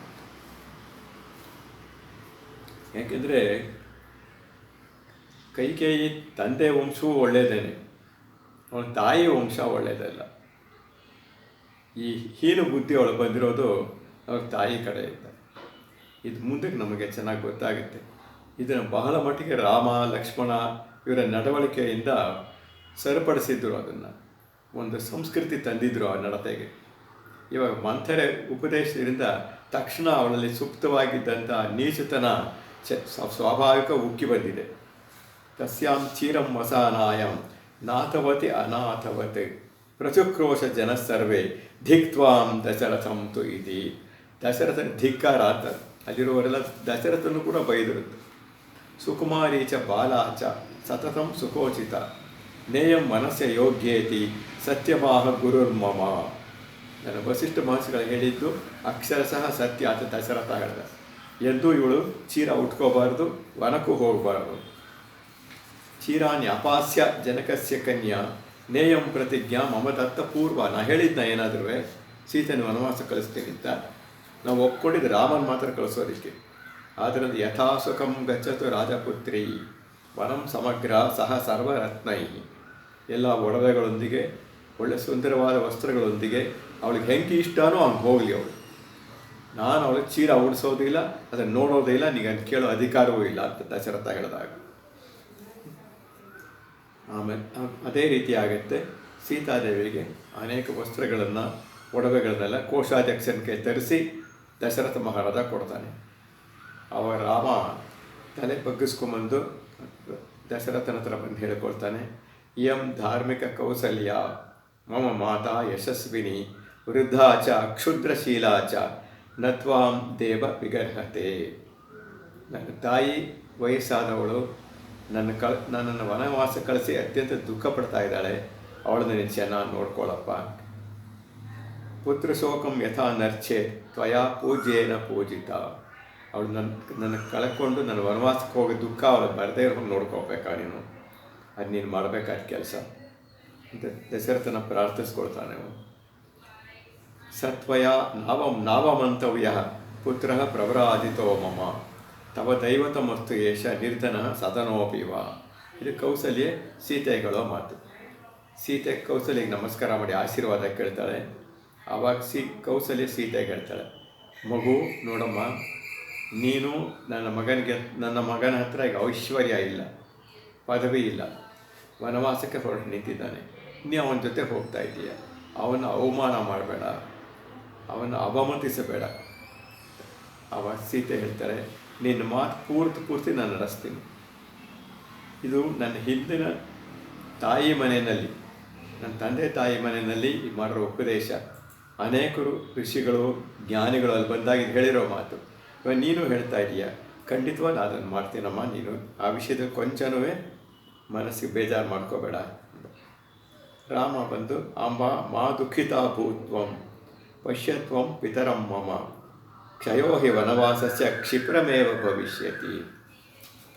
ನೀ ಯೋಚನೆ ಮಾಡಬೇಡಮ್ಮ, ತಂದೆ ಚೆನ್ನಾಗಿ ನೋಡ್ಕೋ, ಈ ವನವಾಸ ಅನ್ನೋದು ಭಾಳವೇ ಮುಗಿದೋಗ್ಬಿಡುತ್ತೆ. ಸುಪ್ತಾಯಾಸ್ತೆ ಗಮಿಷ್ಯಂತಿ ನವವರ್ಷಾಣಿ ಪಂಚಚ. ಈ 14 ವರ್ಷ ಮಲಗಿ ಏಳೋ ಹಾಗೆ ಕಳೆದೋಗ್ಬಿಡುತ್ತೆ, ಮಲಗಿ ಹೇಳ್ತಾ ಇದ್ದಕ್ಕೆ ಕಳೆದೋಗುತ್ತಮ್ಮ ಅಂತ ಧೈರ್ಯ ಕೊಟ್ಟ ರಾಮ. ಇಷ್ಟು ಆದಮೇಲೆ ಅವನು ವನವಾಸಕ್ಕೆ ಹೊರಡ್ತಾನೆ. ಆವಾಗ ಲಕ್ಷ್ಮಣ ಏನು ಮಾಡ್ದ, ಅವನು ಹೋಗಿ ಸುಮಿತ್ರಾದೇವಿಗೆ ನಮಸ್ಕಾರ ಮಾಡ್ತಾನೆ. ತಮ್ಮ ವಂದಮಾನಂ ರುದತಿ ಮಾತಾ ಸೌಮಿತ್ರಿಮಬ್ರವೀತ್. ಸುಮಿತ್ರೆಗೂ ಕಣ್ಣಲ್ಲಿ ನೀರು ಬರ್ತಾ ಇದೆ, ಮಗ ವನವಾಸಕ್ಕೆ ಹೋಗ್ತಾ ಇದ್ದಾನೆ ಅಂತ. ಹಿತಕಾಮ ಮಹಾಬಾಹುಂ ಮೂರ್ಧ್ನಿ ಉಪಾಗ್ರಾಯ ಲಕ್ಷ್ಮಣಂ. ಅವನ ಪ್ರೀತಿಯಿಂದ ಆಲಿಂಗನ ಮಾಡಿಕೊಂಡು ಲಕ್ಷ್ಮಣನಿಗೆ ಮಾತು ಹೇಳ್ತಾಳೆ, ಸೃಷ್ಟಸ್ತ್ವಂ ವನವಾಸಾಯ ಸ್ವನುರಕ್ತಃ ಸುಹೃಜ್ಜನೆ ರಾಮೇ ಪ್ರಮಾದಂ ಮಾ ಕಾರ್ಷೇಹಿ ಪುತ್ರ ಭ್ರಾತರೆ ಗಚ್ಚತಿ. ರಾಮನ ವಿಷಯದ ಎಚ್ಚರಿಕೆಯಿಂದ ಎತ್ಕೊಳ್ಳಪ್ಪ, ಯಾವ ವಿಶ್ವಾಸ ತಪ್ಪಿಗೂ ಅವಕಾಶ ಕೊಡಬೇಡ. ನೀನು ಹುಟ್ಟಿದ್ದೇನೆ ವನವಾಸಕ್ಕೋಸ್ಕರ, ಭಗವಂತ ನೀನು ಸೃಷ್ಟಿ ಮಾಡಿದ್ದೆ ವನವಾಸಕ್ಕೆ ಅಂತ. ಈ ವನವಾಸ ಅನ್ನೋದು ವನೇ ವಾಸ ಯಸ್ಯ ಸಹ ವನವಾಸ. ವನ ಅಂದರೆ ನೀರು ಅಂತೂ ಆಗುತ್ತೆ. ಪಯ ಕೀಲಾಲಂ ಜೀವನಂ ಭುವನಂ ವನಂ ಅಂಬ, ತುಂಬ ನೀರಿಗೆ ಹೆಸರುಗಳಿದೆ. ಅದರಲ್ಲಿ ವನ ಅನ್ನೋದು ಒಂದು ಹೆಸರು, ಜೀವನ ಅನ್ನೋದು ಒಂದು ಹೆಸರು. ಇಡೀ ಜಗತ್ತಿನ ಭಾಷೆಗಳಲ್ಲಿ ನೀರಿಗೆ ಜೀವನ ಅನ್ನೋ ಪದ ಇರೋದು ಕೇವಲ ಸಂಸ್ಕೃತದಲ್ಲಿ ಮಾತ್ರ ಇದೆ. ನೀರು ಅನ್ನೋ ಪದ ಎಲ್ಲ ಭಾಷೆಯಲ್ಲೂ ಇದೆ. ಹಿಂದಿನಲ್ಲಿದೆ, ಕನ್ನಡನಲ್ಲಿದೆ, ತಮಿಳಿನಲ್ಲಿದೆ, ಸಂಸ್ಕೃತದಲ್ಲೂ ಇದೆ. ಪಯ ಕೀಲಾಲಂ ನೀರ ಅಂಬ ಕೀಲಾಲ ಪಯ ಎಲ್ಲ ಹೆಸರು ಇದೆ. ಅಮೃತ ಎಲ್ಲ ಹೆಸರು ಇದೆ ನೀರು. ಅದರಿಂದ ವನವಾಸ ಅಂದರೆ ಏನು? ನೀರಿನಲ್ಲಿ ವಾಸ ಮಾಡುವವನು ಯಾರು? ಜಲಶಾಯಿ ವಿಶ್ವರೂಪೋ ಮುಕುಂದೋ ಮುರಮರ್ದನ. ವಿಷ್ಣುವಿನ ಹೆಸರಿದು. ಕ್ಷೀರ ಸಮುದ್ರದಲ್ಲಿ ಮಲಗಿದ್ದಾನೆ. ಜಲಶಾಯಿ ಅವನು, ಸಮುದ್ರವಾಸಿ ಅವನು ಅಂತ. ಅದರಿಂದ ಸೃಷ್ಟಸ್ತ್ವಂ ವನವಾಸಾಯ. ನೀವು ಹುಟ್ಟಿದ್ದೆ ಭಗವಂತನ ಕೈ ಕರಿಯಕ್ಕಪ್ಪ, ನೀವು ಹೊರಟಬಾರದು. ಆದರೆ ಪ್ರಮಾದ ಮಾ ಕಾರ್ಷಿ, ಎಚ್ಚರಿಕೆಯಿಂದ ನಡ್ಕೊಂಡು. ಇದನ್ನು ವಿಧವಾಗಿ ವ್ಯಾಖ್ಯಾನ ಮಾಡ್ತಾರೆ. ಅದು ನನಗೆ ಸಹಜವಾಗಿ ಕಾಣಿಸ್ತಾ ಇಲ್ಲ. ರಾಮನ ನಡೆ ನೋಡಿ ಮೈ ಮರೆತು ಹೋಗಬೇಡ ಅಂತ ಹೇಳಿದ್ರು ಸುಮಿತ್ರೆ ಅಂತ. ರಾಮನಿಗೆ ಏನು ಕಮ್ಮಿ ಲಕ್ಷ್ಮಣ? ಗಜಸಿಂಹಗತಿ ವೀರವು ಅಂತ ಇಬ್ಬರಿಗೂ ಹೇಳ್ತಾರೆ. ಲಕ್ಷ್ಮಣನು ಅವನಿಗೆ ಸರಿಸಮನಾದವನೇ. ಅವನ ಅರ್ಧ ಇವನ ಕಾಲುವಾಗ ಪರಮಪುರುಷನ ಅಂಶಗಳು. ಅನಂತ ವಸ್ತುವಿನಲ್ಲಿ ಅರ್ಧ ಕಾಲು ಮುಕ್ಕಾಲು ಪಾಯಿಂಟು ಎಲ್ಲ ಇಲ್ಲ. ಅಲ್ಲಿ ಏಕವೇ ಮೊದಲಿಂದ ಕಡೆಯವರೆಗೂ. ಸ್ವಲ್ಪ ಆಕಾಶ, ಅರ್ಧ ಆಕಾಶ ಅಂತ ಇಲ್ಲ. ಆಕಾಶ ಆಕಾಶವೇ, ಸಾಗರ ಸಾಗರವೇ. ನಮ್ಮನೆ ಹಿಂದ್ಗಡೆ ಇರೋ ಸಾಗರ ಮಾತ್ರ ಸಾಗರ ಅಂತ ಹೇಳೋಕ್ಕಾಗಲ್ಲ. ಇರಲಿ, ಈ ವಿಷಯದಲ್ಲಿ ನಂಬಿಕೆ ಇರೋರು ಹಾಗೆ ನಡ್ಕೊಳ್ಳಿ. ನನಗೆ ಅದರಲ್ಲೆಲ್ಲ ವಿಶ್ವಾಸ ಇಲ್ಲ. ನಾವು ಅತಿ ಬುದ್ಧಿ ಉಪಯೋಗಿಸಬಾರ್ದು ಕಾವ್ಯಗಳನ್ನು ಓದುವಾಗ. ರಾಮಂ ದಶರಥಂ ವಿದ್ಧಿ ಮಾಂ ವಿದ್ಧಿ ಜನಕಾತ್ಮಜಾಂ ಅಯೋಧ್ಯಾಂ ಅಟವೀಂ ವಿದ್ಧಿ ಗಚ್ಚತಾತ ಯಥಾ ಸುಖಂ. ಆಗಲಪ್ಪ ಸುಖವಾಗಿ ಹೊರಡ್ಬಪ್ಪ. ರಾಮಂ ದಶರಥಂ ವಿದ್ಧಿ, ರಾಮ ದಶರಥ ಅಂತ ಭಾವಿಸ್ಕೊ, ನಿಮ್ಮ ತಂದೆ ಅಂತ ತಿಳ್ಕೊವನ್ನ. ಮಾಂ ವಿದ್ಧಿ ಜನಕಾತ್ಮಜಾಂ, ಸೀತಾದೇವಿನ ನಾನೇ ಅಂತ ತಿಳ್ಕೊ. ಅಯೋಧ್ಯಾಂ ಅಟವೀಂ ವಿದ್ಧಿ, ಅಟವಿನೇ ಅಯೋಧ್ಯ ಅಂತ ಭಾವಿಸ್ಕೊ, ಕಾಡು. ರಾಮನ ಜೊತೆ ಹೋಗೋದ್ರಿಂದ ವನವೇ ಕಾಡು ಅಂತ ಭಾವಿಸ್ಕೊಳ್ಳಪ್ಪ. ಗಚ್ಚತಾತ ಯಥಾ ಸುಖಂ, ನಿಂಗೆ ಒಳ್ಳೆಯದಾಗಲಿ ಅಂತ. ಈ ಮಾತು ಭಾಳ ಚೆನ್ನಾಗಿದೆ. ಅಯೋಧ್ಯಾಂ ಅಟವೀಂ ವಿದ್ಧಿ ಅನ್ನೋದು. ದೇವಾನಾಂ ಪೂಹು ಅಯೋಧ್ಯ, ವೇದದಲ್ಲಿ ಈ ಮಾತು ಬರುತ್ತೆ. ದೇವತೆಗಳ ನಗರಕ್ಕೆ ಅಯೋಧ್ಯ ಅಂತ ಹೆಸರು. ಅಯೋಧ್ಯೆ ದೇವತೆಗಳ ನಗರ ಅಂತ ಹೆಸರು. ಅದರ ಗುಣ ಏನು ಅಂದರೆ ಯಾರು ಯುದ್ಧದಲ್ಲಿ ಅದನ್ನು ಜಯಿಸೋಕ್ಕಾಗಲ್ಲ. ಅದಕ್ಕೋಸ್ಕರ ಅದಕ್ಕೆ ಅಯೋಧ್ಯ ಅಂತಲೇ ಹೆಸರು. ಅಂಥ ಬಲವಾದದ್ದು. ಅದನ್ನೇ ಕಾಡನ್ನೇ ಅಯೋಧ್ಯೆ ಅಂತ ತಿಳ್ಕೋತ. ಯಾಕೆಂದರೆ ರಾಮ ಅಲ್ಲಿದ್ದಾನೆ. ರಾಮ ಎಲ್ಲಿದ್ದಾನೆಯೋ ಅದು ಅಯೋಧ್ಯ ನಿನ್ನ ಭಾಗಕ್ಕೆ ಅಂತ. ಅಯೋಧ್ಯಾಂ ಅಟವೀಂ ವಿದ್ಧಿ ಗಚ್ಚತಾತ ಯಥಾ ಸುಖಂ ಅಂತ ಆಶೀರ್ವಾದ ಮಾಡಿ ಅವನ್ನ ಕಳಿಸ್ಕೊಡ್ತಾಳೆ. ದಶ ಅಂತಂದರೆ ಪಕ್ಷಿ. ದಶ ಪಕ್ಷಿ ವಿಹಂಗಮ ಅಂತ ಅಮರದಲ್ಲಿದೆ. ಪಕ್ಷಿ ರಥ ಯಾರು? ಶ್ರೀಮಾನ್ ನಾರಾಯಣ, ವಿಷ್ಣು. ಗರುಡ ವಾಹನ, ಅದನ್ನು ರಾಮನ್ನ ವಿಷ್ಣು ಅಂತ ಭಾವಿಸ್ಕೋದು. ಮಾಂ ವಿದ್ಧಿ ಜನಕಾತ್ಮಜಾಂ, ಇಂದಿರಾ, ಲೋಕಮಾತಾ, ಮಾ, ರಮಾ, ಮಂಗಳ ದೇವತಾ, ಇದೆಲ್ಲ ಲಕ್ಷ್ಮೀದೇವಿ ಹೆಸರುಗಳು. ಅದನ್ನು ಅವಳನ್ನೇ ಸಾಕ್ಷಾತ್ ಲಕ್ಷ್ಮಿ ಅಂತ ಭಾವಿಸ್ಕೊ. ನೀನಿರೋದು ಶ್ರೀಮನ್ ನಾರಾಯಣನ ಸನ್ನಿಧಿನಲ್ಲಿ, ಅವನ ಜೊತೆಯಲ್ಲೇ ಇರ್ತೀಯ. ಸುಖವಾಗಿ ಹೋಗ್ಬಿಟ್ಟು ಬಾಪ ಅಂತೇಳಿ. ಇದು ಶ್ಲೇಷಾರ್ಥ. ಇದಕ್ಕೆ ವಾಲ್ಮೀಕಿ ಕಾವ್ಯದಲ್ಲಿ ಶ್ಲೇಷಾರ್ಥಗಳು ತುಂಬ ಅಪರೂಪ. ಈ ಶ್ಲೇಷಾರ್ಥಗಳು ಟ್ರಿಕ್ ಅಷ್ಟೇ. ಅದು ಕಾವ್ಯಗಳಲ್ಲಿ ಒಂದು ಉಪ್ಪಿನಕಾಯಿ ಥರನೋ ಒಂದು ಪರಿಕರ ಥರನೋ ಉಪಯೋಗಿಸ್ಬೇಕು. ಅದು ಪ್ರಧಾನ ಆದರೆ ರಸಭಂಗ ಆಗುತ್ತೆ, ತಲಹರಟೆ ಅರ್ಥಗಳು ಬರೋಕ್ಕೆ ಶುರು ಆಗುತ್ತೆ. ಅದಕ್ಕೆ ಹೇಳಿದೆ. ಆವಾಗ ಸುಮಂತ್ರ ಬಂದ, ನಮಸ್ಕಾರ ಮಾಡಿ, ನೋಡಪ್ಪ ರಥ ಸಿದ್ಧವಾಗಿದೆ ಅಂತ. ದಶರಥ ಅವನಿಗೆ ಹೇಳಿದ್ದ, ಈ ಮಕ್ಕಳನ್ನ ನನ್ನ ರಥದಲ್ಲಿ ನನಗೆ ಅತ್ಯಂತ ಪ್ರಿಯವಾದ ಕುದುರೆಗಳನ್ನ ಹೂಡಿ ಕರ್ಕೊಂಡು ಹೋಗ್ಬಿಟ್ಬಿಟ್ಟು ಬಾಪ ಅಂತ. ಈ ಸುಮಂತ್ರ ಅನ್ನೋ ಹೆಸರಿನಲ್ಲೇ ಅವನಿಗೆ ಇವರ ಹಿತೈಷಿ ಅನ್ನೋದು ಅಡಗಿದೆ. ಅಯೋಧ್ಯೆ ಅರಮನೆಗೆ, ರಾಜವಂಶಕ್ಕೆ ಇವನಟ್ಟು ಹಿತೈಷಿಯಾದ ಮಂತ್ರಿ ಇಲ್ಲ. ಅದಕ್ಕೆ ಅವನು ಸುಮಂತ್ರ ಅಂತಲೇ ಹೆಸರು. ಅದಕ್ಕೆ ತಕ್ಕ ರೀತಿಯಲ್ಲಿ ಇದ್ದವನು ಅವನೇನೆ. ಇವರೆಲ್ಲ ಕಷ್ಟ ಸುಖದಲ್ಲೂ ಭಾಗಿಯಾದವನು ಅವನು. ವನವಾಸಂ ಹಿ ಸಂಖ್ಯಾಯ ವಾಸಾಂಸಿ ಆಭರಣಾನಿ ಚ ಭರ್ತಾರ ಮನುಗಚ್ಚತ್ಯೈ ಸೀತಾಯೈ ಶ್ವಶುರೋ ದದೌ. ಶ್ವಶುರ ಅಂದರೆ ಮಾವ.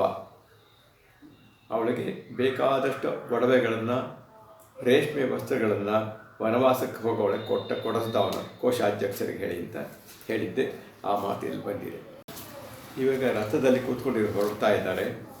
ಆವಾಗ ಊರ ಜನರೆಲ್ಲ ಬಂದು ತುಂಬಿಕೊಂಡ್ಬಿಟ್ಟಿದ್ದಾರೆ. ರಸ್ತೆನ ಮಾರ್ಗದಲ್ಲೆಲ್ಲ ಒಂಚೂರು ಜಾಗನೇ ಇಲ್ಲ ಅನ್ನೋ ಬಗ್ಗೆ.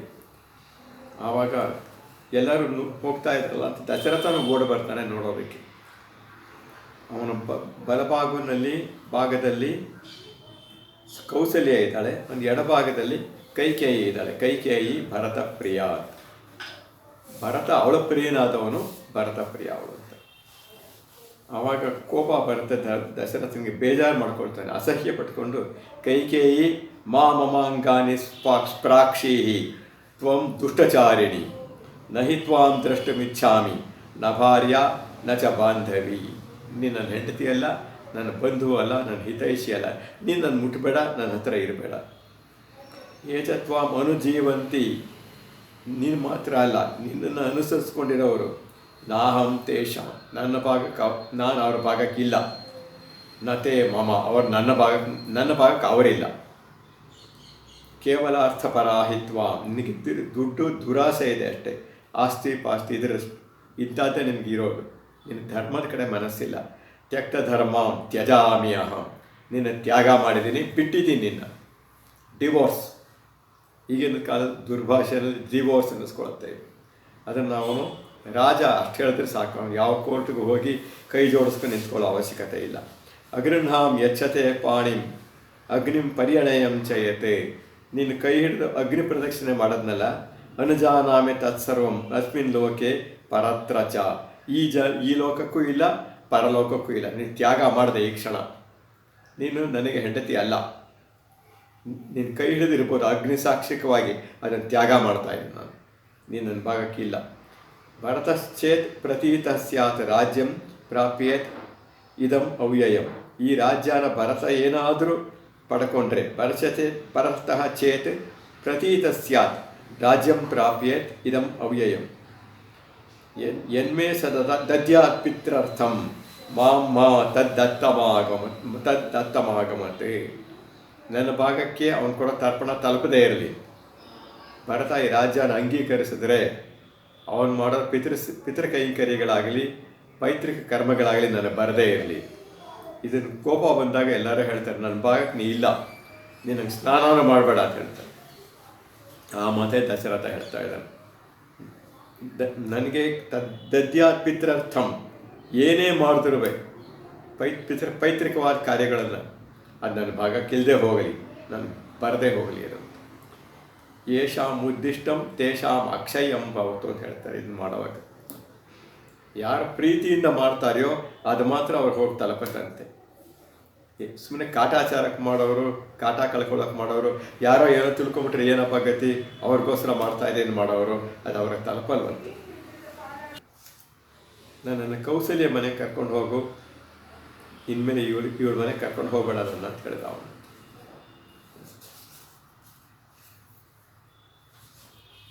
ಸಹಿ ಕಲ್ಯಾಣ. ಆವಾಗ ಎಲ್ಲರೂ ರಾಮನ ರಥದ ಹಿಂದೆನೇ ಹೋಗ್ತಾ ಇರ್ತಾರೆ. ದಶರಥನು ಓಡಿ ಬರ್ತಾನೆ, ಪಾಪ ರಸ್ತೆಗೆ ಬರ್ತಾನವನು. ರಾಮಮ್ಮೆ ಅನುಗತ ದೃಷ್ಟಿ ಅದ್ಯಾಪಿನ ನಿವರ್ತತೆ ನತ್ವಾಂ ಪಶ್ಯಾಮಿ ಕೌಸಲ್ಯೇ ಸಾಧುಮಾಂ ಪಾಡಿನ ಸ್ಪೃಶ. ನನಗೆ ರಾಮನ ಹಿಂದೆನೇ ನನ್ನ ಕಣ್ಣು ಹೊಟ್ಟೋಯ್ತಮ್ಮ, ನನಗೇನು ಕಾಣಿಸ್ತಾ ಇಲ್ಲ, ಅದರಿಂದ ನೀನೇ ನನ್ನ ಕೈ ಹಿಡಿದು ಕರ್ಕೊಂಡು ಹೋಗುತ್ತೆ. ಊರಿನ ಜನ ಎಲ್ಲ ತುಂಬಿಕೊಂಡಿದ್ದಾರೆ ರಥ ಸುತ್ತಲುವೆ. ಅದನ್ನು ನೋಡಿದ ಏಕಚಿತ್ತಗತಂ ಪುರಂ, ಒಂದೇ ಮನಸ್ಸಿಂದ ರಥ ಜೊತೆ ಹೋಗ್ತಾ ಇದೆ ಅಂತ. ತಕ್ಷಣ ಅವನು ಕುಸಿರು ಬಿದ್ದು ಬಿಡ್ತಾನೆ, ಬುಡ ಕಡ್ದ ಮರದಂಗೆ ಬಿದ್ದು ಬಿಟ್ಟ ಅವನು. ಎಲ್ಲರೂ ಅಯ್ಯೋ ರಾಜ ಬಿದ್ದುಬಿಟ್ನಲ್ಲ ಅಂತ ಓಡ್ತಾರೆ.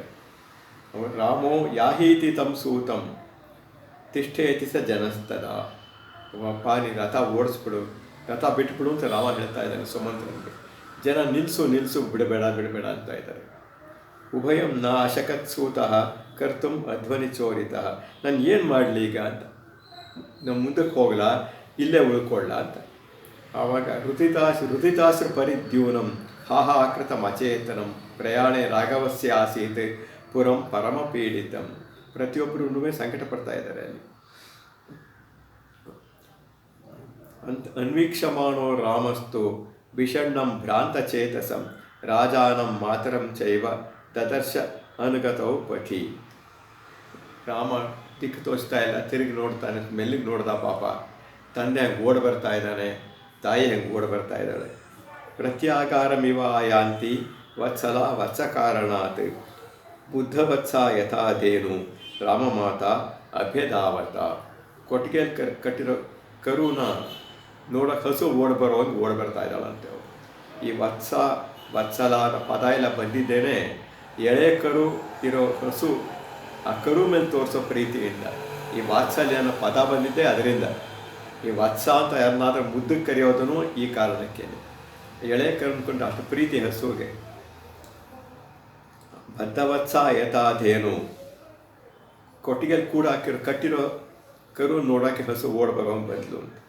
ತಥಾ ರುದಂತೀಂ ಕೌಸಲ್ಯಾಂ ರಥಂ ತಂ ಅನುಧಾವತಿ ಕ್ರೋಶಂತೀಂ ರಾಮೇತಿ ಹಾ ಸೀತೆ ಲಕ್ಷ್ಮಣೇತಿ ಚ. ರಾಮ ಲಕ್ಷ್ಮಣ ಸೀತೆ ಕೂಕು ಓಡಿ ಬರ್ತಾ ಇದ್ದಾಳಂತೆ ಅವಳು ಪಾಪ. ಅವಳು ಹೆಂಗೆ ಬರ್ತಾ ಇದ್ದಾಳೆ ಅಂದರೆ ರಾಮ ಲಕ್ಷ್ಮಣ ಸೀತಾರ್ಥಂ ಸ್ರವಂತಿ ವಾರಿ ನೇತ್ರಜಂ. ಅವಳು ತಾಮ್ ನೃತ್ಯಂತೀಮಿವ ಮಾತರಂ, ನೃತ್ಯ ಮಾಡೋಂಗೆ ಕಾಣಿಸ್ತಾ ಇದೆ ಅಂತ. ಏನು ನೃತ್ಯ ಮಾಡೋಂಗೆ ಕಾಣಿಸೋದು ಅಂದರೆ, ರಾಜಸ್ತ್ರೀಯರು ಪಾದಾನು ಮುಚ್ಚೋ ಹೋಗಿ ಸೀರೆ ಉಟ್ಕೊಳ್ತಾರೆ. ಪಾದ ಕೂಡ ಕಾಣಿಸೋದಿಲ್ಲ ಯಾರಿಗೂ. ಅವ್ರ ಜೊತೆಯಲ್ಲಿ ಇಬ್ಬರು ಸೇವಕಿಯರು ಬರ್ತಾರೆ. ಅವ್ರನ್ನ ಮೆಟ್ಲು ಹತ್ತಬೇಕಾದ್ರೆ, ಮುಂದಕ್ಕೆ ನಡ್ಕೊಂಡು ಹೋಗ್ಬೇಕಾದ್ರೆ ಈ ನೆರಿ ಹಿಡಿಯೋರು ಅಂತ ಅವ್ರ ಹೆಸರು. ಆ ಸೀರೆಗಳನ್ನು ಜೋಪಾನ ಹಿಡ್ಕೊಳ್ತಾರೆ ಅವ್ರಿಗೆ, ಇವ್ರು ತೊಂದರೆ ಆಗ್ತಾ ಇರೋಕೆ ನಡೆಯೋ ಬಗ್ಗೆ ಅಂತ. ಅವ್ರಿಗೆ ಅಭ್ಯಾಸ ಆಗಿರೋದು ಅದು. ಕೌಸಲ್ಯ ಹಾಗೆ ಸೀರೆ ಹುಟ್ಟಿರೋದು. ನೆಲದ ಮೇಲೆ ಬರುವಾಗ ಸಾದಾ ರಸ್ತೆಯಲ್ಲಿ ಕಾಲಿಗೆ ತೊಡರ್ಕೊಳ್ಳುತ್ತೆ ಅದು. ಅದನ್ನು ಬಿಡಿಸ್ಕೊಳ್ಳೋದಕ್ಕಿಂತ ಒದ್ದಾಡ್ಕೊಂಡು ಬರ್ತಾ ಇದ್ದಾಳೆ ಅವರು. ಅದನ್ನು ಅವಳು ಹೊರಟ ಮಾಡ್ತಾ ಇಲ್ಲ, ನಯವಾಗಿ ಮಾಡ್ತಾ ಇದ್ದಾಳೆ. ಅವ್ಳ ಸ್ವಭಾವ ಅದು, ಅವ್ರಿಗೆ ಯಾರು ಹೇಳ್ಕೊಡ್ಬೇಕಂತಿಲ್ಲ. ಅದನ್ನು ನೋಡಿದ್ರೆ ನರ್ತನ ಮಾಡೋದು ಕಾಣಿಸ್ತಾ ಇದೆ. ತಿಷ್ಠೇತಿ ರಾಜ ಸುಕ್ರೋಶ ಯಾಹಿ ಯಾಹಿ ಇತಿ ರಾಘವ. ದಶರಥ ನಿಲ್ಲೋ ನಿಲ್ಲೋ ಅಂತ ಕೂಗ್ತಾ ಇದ್ದಾನಂತೆ. ಸುಮಂತ್ರಸ್ಯ ಬಭೂವ ಆತ್ಮ ಚಕ್ರೆಯೋರಿವ ಚ ಅಂತರ. ಎರಡು ಚಕ್ರಗಳ ಮಧ್ಯೆ ಇರೋ ದಾರದ ಮಧ್ಯದ ಜಾಗ ಇರುತ್ತಲ್ಲ, ಆ ಥರ ಆಗೋಯ್ತು ಸುಮಂತ್ರನ ಮನಸ್ಸು. ಈ ಕಡೆನ ಆ ಕಡೆನ ಅಂತ ಅವ ರಾಮ ಹೇಳ್ತಾನೆ. ಚಿರಂ ದುಃಖಸ್ಯ ಪಾಪಿಷ್ಟಂ. ಇದು ಇಲ್ಲಿ ನಿಂತಷ್ಟು ಹೊತ್ತು ದುಃಖ ಬೆಳೆಯುತ್ತೆ, ಏನು ಪ್ರಯೋಜನ ಇಲ್ಲ. ನಾವು ಈ ಜಾಗ ಬಿಟ್ಟು ಹೊರಟೋಗ್ಬಿಟ್ರೆ ಸ್ವಲ್ಪ ಹೊತ್ತಿಗೆ ರಿಕನ್ಸೈಲ್ ಆಗ್ತಾರೆ ಅವರೇನೆ. ಇನ್ನಿನ್ನು ಕಾಣಿಸೋದಿಲ್ಲ, ಏನು ಮಾಡೋದಪ್ಪ ಇಷ್ಟೇ ಅಂತ ಸುಮ್ಮನೆ ಆಗ್ತಾರೆ. ಇಲ್ಲಿದ್ದರೆ ಹಿಂಗೆ ಒದ್ದಾಡ್ತಾನೆ ಇರ್ತಾರೆ. ನಮಗೂ ಸಂತೋಷ ಇಲ್ಲ, ಸುಖ ಇಲ್ಲ, ಅವ್ರಿಗೂ ಸಂತೋಷ ಇಲ್ಲ, ಬೇರೆ ದುಃಖ ಬೆಳೆಯುತ್ತೆ ಅಂತ. ಮತ್ತು ರಾಜ ಬೈದರೆ ಏನು ಹೇಳೋದು ಅಂತ ಅವನು. ನಾಶ್ರೌಷಮಿತಿ ರಾಜಾನಂ ಉಪಲಬ್ಧೋಪಿ ವಕ್ಷ್ಯಸಿ. ನೀ ಬಂದ ಮೇಲೆ ಮಹಾರಾಜಗೆ ಹೇಳು, ನೀ ಕೇಳಿಸ್ತಿಲ್ವಲ್ಲಪ್ಪ ನಾ ಹೇಳಿದ್ದು ಅಂತ. ನಾನು ಕೇಳಿಸ್ತಿಲ್ವಲ್ಲಪ್ಪ ನೀ ಹೇಳಿದ್ದು ಅಂತ ಮಹಾರಾಜಗೆ ಹೇಳ್ಬಿಡಪ್ಪ ಅಂತ ಸುಮಂತ್ರನಿಗೆ ಈ ಮಾತು ಹೇಳ್ತಾನೆ ರಾಮ. ಅಂದರೆ ಇದು ಸುಳ್ಳು ಹೇಳಿಸ್ದಂಗೆ. ಇವಕ್ಕೆ ವೈಟ್ ಲೈಸ್ ಅಂತಾರೆ. ಇದನ್ನು ಯಾರಿಗೂ ತೊಂದರೆ ಇಲ್ಲ, ಒಳ್ಳೆಯದೇ. ಅವನು ರಾಮಸ್ಯ ವಚ ಕುರ್ವನ್ ಅನುಜ್ಞಾಪ್ಯ ಸ ತಂ ಜನಂ ವ್ರಜತೋಪಿ ಹಯಾನ್ ಶೀಘ್ರಂ ಚೋದಯಾಮಾಸ ಸಾರಥಿ. ಆವಾಗ ರಥ ಮುಂದೆ ಕೊಟ್ಟೋಯ್ತು. ಈ ದಶರಥ ರಥ ಓಡ್ ಬಂದವನು ಮಹಾರಾಜ ಅಲ್ಲ, ಮಹಾರಾಣಿನೂ ಅಲ್ಲ, ತಂದೆ ತಾಯಿಗಳವರು. ತಂದೆ ತಾಯಿಗಳ ಪ್ರೀತಿ ಯಾರೇ ಆದರೂ ಹಾಗೆ ಇರುತ್ತೆ. ಅದನ್ನು ವಾಲ್ಮೀಕಿಗಳು ಇಲ್ಲಿ ವರ್ಣಿಸಿದ್ದಾರೆ. ಆವಾಗ ತನ್ನ ಅನುಸರಿಸ್ಕೊಂಡೇ ಬರ್ತಾ ಇದ್ದಾರೆ ಜನ. ಕೆಲವರು ಪ್ರದಕ್ಷಿಣೆ ಮಾಡಿ ವಾಪಸ್ ಹೊಟ್ಟೋದ್ರು. ಇದು ತುಂಬ ಜನ ಹಿಂದೆನೇ ಬರ್ತಾ ಇದ್ದಾರೆ. ಅವ ರಾಮ ಈ ಮಾತನ್ನು ಹೇಳ್ತಾನೆ, ನೀವು ನನ್ನ ವಿಷಯದಲ್ಲಿ ಭಾಳ ಪ್ರೀತಿ ತೋರಿಸಿದ್ದೀರಾ, ಈಗ ಸಾಕು. ಈ ಪ್ರೀತಿ ನನ್ನ ಭರತನಿಗೆ ತೋರಿಸಿ ಇನ್ಮೇಲೆ.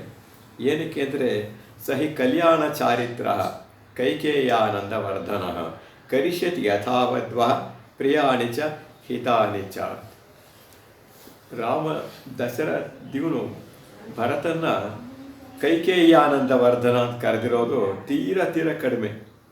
ಲಕ್ಷ್ಮಣನ ಲೆಕ್ಕವಿಲ್ಲದಷ್ಟು ಸರ್ತಿ ಸುಮಿತ್ರಾನಂದ ವರ್ಧನ, ರಾಮ ಕೈಕೇಯಾನಂದ ವರ್ಧನ. ಭರತನ ಕೈಕೇಯಾನಂದ ವರ್ಧನ ಅಂತ ಕರೆದಿರೋದು ಇಲ್ವೇ ಇಲ್ಲ. ರಾಮ ಕೌಸಲ್ಯಾನಂದ ವರ್ಧನ, ಮಾತು ಕೌಸಲ್ಯಾನಂದ ವರ್ಧನ ಅಂತ ಕರೆಯೋದು ಅವನ್ನ. ಸುಮಿತ್ರಾನಂದ ವರ್ಧನ ಅಂತ ಲಕ್ಷ್ಮಣನ ಕರೆಯೋದು. ಲಕ್ಷ್ಮಣನ ಶತ್ರುಘ್ನನಿಗೆ ಸುಮಿತ್ರಾನಂದ ವರ್ಧನ. ಕೈಕೇಯಾನಂದ ವರ್ಧನ ಅಂತ ಭರತನ ಕರೆದಿರೋದು ಮಾತ್ರ ತೀರಾ ಅಪರೂಪ. ಇಡೀ ರಾಮಾಯಣದಲ್ಲಿ ಕೇವಲ 2 ಸಾರಿ ಈ ಮಾತು ಬರುತ್ತೆ. ಒಂದು ಇವಾಗ ಹೇಳಿರೋದು ರಾಮ, ಮತ್ತೊಂದು ಪಟ್ಟಾಭಿಷೇಕ ಸಂದರ್ಭದಲ್ಲಿ ವಾಲ್ಮೀಕಿಗಳೇ ಹೇಳೋದು. ಶಿರಸ್ಸಂಜಲಿ ಮಾದಾಯ ಕೈಕೇಯಾನಂದ ವರ್ಧನ ಅಂತ ಅಲ್ಲಿ ಬರುತ್ತೆ. ಇದು ಬಿಟ್ಟರೆ ಎಲ್ಲೂ ಬರೋದೇ ಇಲ್ಲ. ಜ್ಞಾನವೃದ್ಧೋ ವಯೋಬಾಲೋ ಮೃದುವೀರ್ಯ ಗುಣಾನ್ವಿತ ಅನುರೂಪ ಸವೋ ಭರ್ತ ಭವಿಷ್ಯತಿ ಭಯಾಪಹ. ಅವನು ಪ್ರಿಯವನ್ನೂ ಮಾಡ್ತಾನೆ, ಹಿತವಾದ್ದನ್ನು ಮಾಡ್ತಾನೆ. ಯಾವುದು ಪ್ರಿಯವೋ ಅದು ಹಿತವಾಗಿರೋದಿಲ್ಲ. ಸಾಮಾನ್ಯವಾಗಿ ಯಾವುದು ಹಿತವಾಗಿರುತ್ತೋ ಅದು ಪ್ರಿಯವಾಗಿರಲ್ಲ. ಲೋಕದಲ್ಲಿ ತುಂಬ ಅಪರೂಪ ಇವೆರಡು ಒಂದೇ ಆಗಿರೋದು, ಪ್ರಿಯ ಮತ್ತು ಹಿತ ಎರಡೂ. ಇವನು ಭರತ ಎಂಥ ಶ್ರೇಷ್ಠವಾದವನು ಅಂದರೆ ಪ್ರಿಯವಾದ್ದನ್ನು ಹಿತವಾದ್ದನ್ನು ಏಕಕಾಲದಲ್ಲಿ ಪ್ರಿಯವಾಗಿರೋದು ಹಿತವಾಗಿರೋದನ್ನು ನಿಮಗೋಸ್ಕರ ಮಾಡ್ತಾನೆ. ಕಲ್ಯಾಣ ಚಾರಿತ್ರ ಜ್ಞಾನವೃದ್ಧ ವಯೋಬಾಲ. ವಯಸ್ಸಲ್ಲಿ ಚಿಕ್ಕವನು, ತರುಣ ಅವನು, ಅವನಿಗೆ ಜ್ಞಾನದಲ್ಲಿ ಹಿರಿಯ ಅವನು. ಇಂಥ ರಾಜ ಯಾರು ಸಿಗ್ತಾನೆ? ತುಂಬ ಅಪರೂಪ ಅಂಥ ಸಂದರ್ಭ. ಅಷ್ಟೇ ಅಪರೂಪವಾದ್ದು ಪ್ರಿಯವಾದ್ದನ್ನು ಹಿತವಾದ್ದನ್ನು ಏಕಕಾಲದಲ್ಲಿ ಮಾಡೋದು. ಇಂಥ ರಾಜನ ನೀವು ಪಡಿತಾ ಇದ್ದೀರಾ, ಅದು ನೀವು ಭಾಗ್ಯ. ಸಂತೋಷವಾಗಿ ಅವನ ರಾಜ್ಯದಲ್ಲಿ ಇದ್ಕೊಳ್ಳಿ ನೀವು. ಕಲ್ಯಾಣ ಚಾರಿತ್ರ ನಡತೆ ಭಾಳ ಚೆನ್ನಾಗಿದೆಯಪ್ಪ ಅಂತ. ರಾಮನಿಗೆ ಲವಲೇಶವಾದರೂ ಈ ಹೊಟ್ಟೆ ಕಿಚ್ಚುವುದಾಗಲಿ, ಅವನಿಂದ ನನ್ನ ರಾಜ್ಯ ಹೋಯ್ತಾಗಲಿ ಅನ್ನೋ ಭಾವನೆ ಇಲ್ಲ ಅನ್ನೋದು ಗೊತ್ತಾಗ್ತಿದ್ರಿಂದ. ಅಸ್ಮತ್ ವ್ಯಪೇಕ್ಷಾನ್ ಸೌಮಿತ್ರೆ ನಿರಪೇಕ್ಷಾನ್ ಅಂದ್ರೂ ಬಿಡ್ತಾ ಇಲ್ಲ, ಹಿಂದೆನೇ ಬರ್ತಾ ಇದ್ದಾರೆ. ಆವಾಗ ಸರಿಯೂ ನದಿ ಅಡ್ಡ ಬರುತ್ತೆ. ಆ ಸರಿಯೂ ನದಿ ತೀರದಲ್ಲಿ ಇವರೆಲ್ಲ ಉಳ್ಕೊಳ್ತಾರೆ, ರಾತ್ರಿ ಕಳೀತಾರೆ. ಸುಮಂತ್ರ, ರಾಮ, ಲಕ್ಷ್ಮಣ, ಸೀತೆ ಎಲ್ಲರೂ. ಅವಾಗ ಇವ್ರ ಹಿಂದೆ ಹೋದ್ರೆ 100 ಜನ ಪೌರರು ಅಲ್ಲೇ ಮಲ್ಕೊಳ್ತಾರೆ. ಅವ್ರನ್ನ ನೋಡ್ತಾರೆ, ರಾಮನ ಭಾಳ ದುಃಖ ಆಗುತ್ತೆ. ಮರದ ಬೇರುಗಳು, ಬಂಡೆಗಳು, ಕಲ್ಲುಗಳು ಇವುಗಳ ಮೇಲೆ ತಲೆ ಇಟ್ಕೊಂಡು ಮಲಗಿದಾರಲ್ಲಪ್ಪ ನನ್ನ ಜನ, ಇವರು ನನ್ನ ಮೇಲೆ ಇಂಥ ಪ್ರೀತಿ ತೋರಿಸ್ತಾ ಇದ್ದಾರೆ, ಏನು ಮಾಡೋಣ? ಅಸ್ಮಾತ್ ವ್ಯಪೇಕ್ಷಾನ್ ಸೌಮಿತ್ರೆ ನಿರಪೇಕ್ಷಾನ್ ಗೃಹೇಶ್ವಪಿ. ಅಸ್ಮದ್ ವ್ಯಪೇಕ್ಷಾನ್, ನಮ್ಮ ಮೇಲೆ ಎಷ್ಟು ಪ್ರೀತಿ ಇದೆ ನೋಡಿ ಇವರಿಗೆ. ಅಸ್ಮದ್ ವ್ಯಪೇಕ್ಷಾನ್ ಸೌಮಿತ್ರೆ ನಿರಪೇಕ್ಷಾನ್ ಗೃಹೇಶ್ವಪಿ. ಮನೆ ಮಠದ ಮೇಲೂ ಆಸಕ್ತಿ ಇಲ್ವಲ್ಲ ಇವರಿಗೆ. ವೃಕ್ಷ ಮೂಲೇಶು ಸಂಸುಪ್ತಾನ್ ಪಶ್ಯ ಲಕ್ಷ್ಮಣ ಸಾಂಪ್ರತಂ.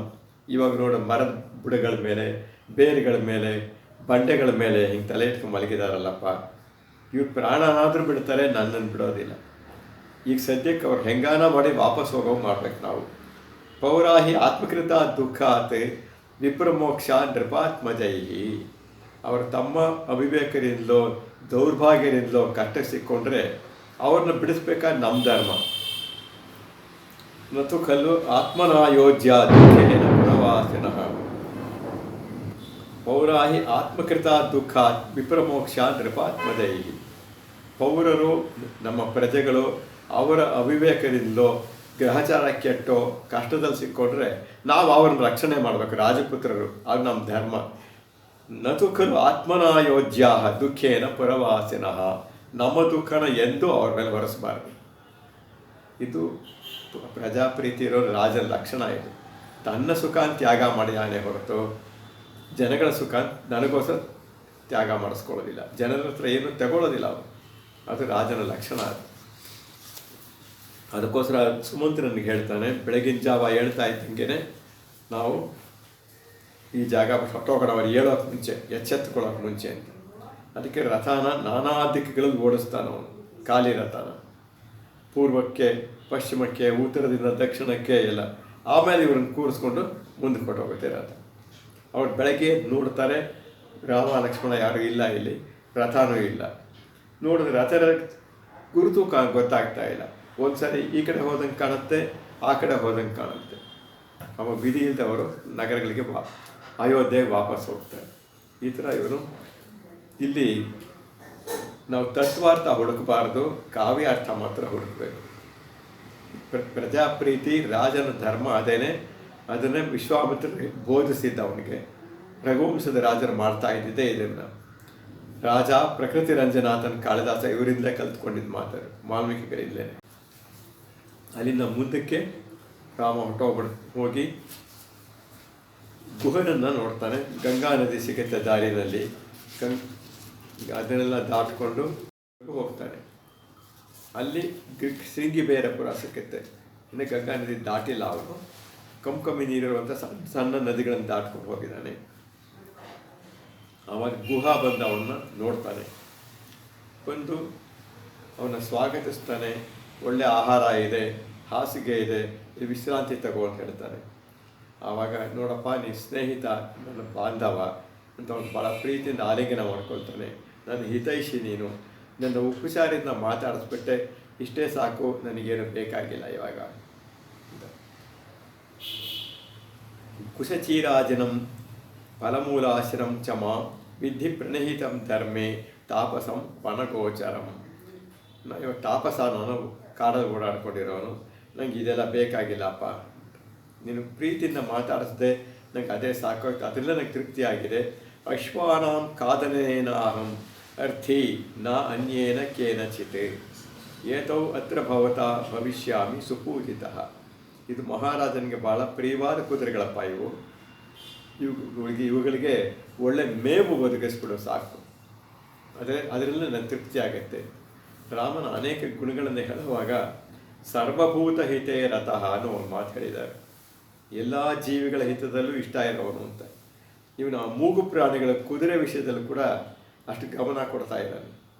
ಕುದುರೆಗಳಿಗೆ ಮೇವು ಹಾಕಿಸ್ಲೇಬೇಕು.